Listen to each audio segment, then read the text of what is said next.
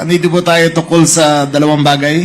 Una, tungkol kay Diane Marie Molinido at ang kanyang anak na si John Ismael at ang member ng PNP. Ang pangalawa po ay si Renato Casaway Jr. na nahanap rin na patay. Simula po ako'y naging SILG. Ang unang binubuwag talaga natin dito ay ang mga sindikato sa loob ng PNP. Sa nakita natin ngayon, halos tapos na. Halos tapos na ang mga, wala ng Ninja Cups, wala ng KFR, wala ng mga iba pang sindikato sa loob ng PNP. Ngunit, sa loob ng hanay ay may mga transaksyon na nangyayari na hindi naman dahil sa PNP to, ngunit dahil sa nasama lang sila.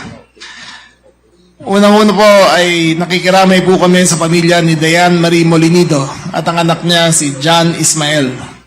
Nireport po sila nawawala noong January 16, 2026 sa Quezon City.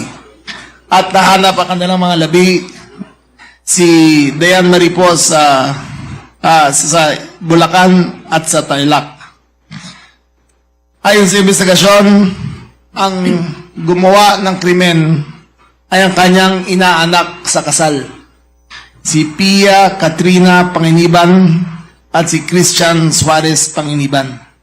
Ang kanilang accomplice si Hill Valdemoro D. Jr. Meron po silang transaksyon na sa pagbenta ng isang Toyota Innova naghahalaga ng 450,000 at ibinigay yung pera dito kay Diane Molinido.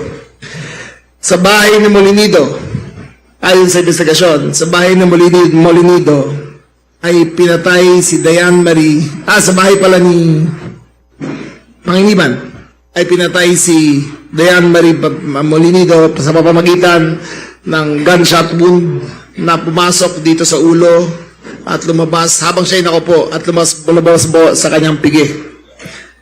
Ang kanyang anak po na si John Ismael ay ginapos ang ulo ng plastic bag at namatay dahil sa pananakal. Mahirap po sa paniwalaan kung paano nangyari to. Pero pagkatapos mangyari, isinakay po sa kotse ang dalawang katawan kasama ang anak ni Pia Panginiban at Christian Suarez Panginiban at Hill Valdemoro.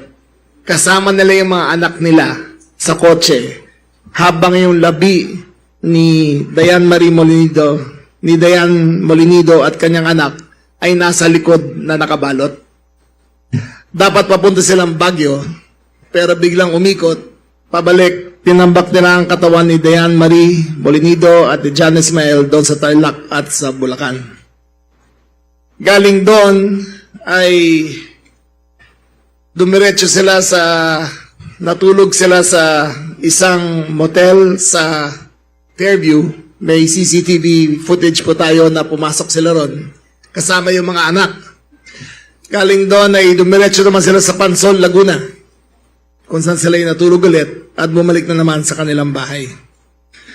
Ang suspect po dito, ang isa pong involved dito ay ang kanyang kapatid. Ang kapatid ni Pia. Na si Christian, ano ba kalama ba? Kapatid ni Christian, si Maribel. Nando doon siya sa scene of the crime.